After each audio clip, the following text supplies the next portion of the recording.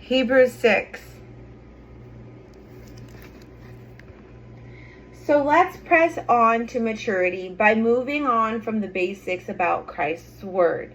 Let's not lay a foundation of turning away from dead works of faith in God, of teaching about ritual ways to wash with water, laying on of hands, the resurrection from the dead, and eternal judgment. All over again. We're going to press on, if God allows it, because it's impossible to restore people to changed hearts and lives who turn away once they have seen the light, tasted the heavenly gift, become partners with the Holy Spirit, and tasted God's good word and the powers of the coming age. They are crucifying God's Son all over again and exposing him to public shame. The ground receives a blessing from God when it drinks up the rain that regularly comes and falls on it, and yields a useful crop for those people for whom it is being farmed. But if it produces thorns and thistles, it's useless and close to being cursed.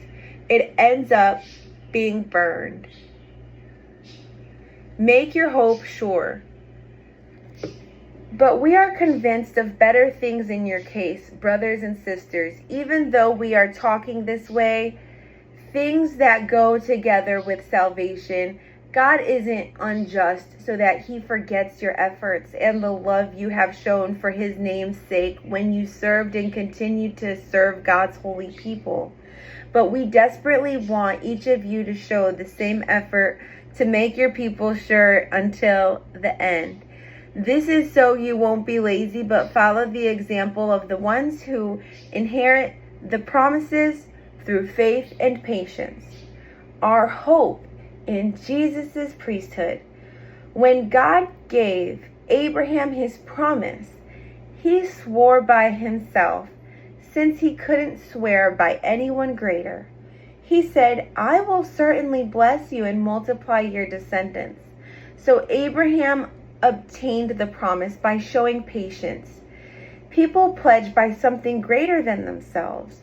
A solemn pledge guarantees that what they say and shuts down any argument.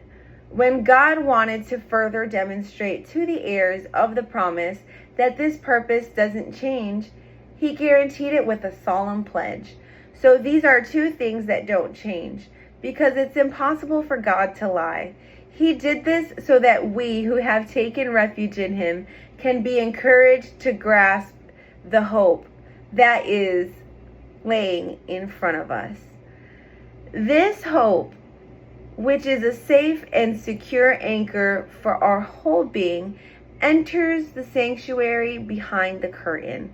That's where Jesus went in advance and entered for us, since he became a high priest according to the order of Melchizedek.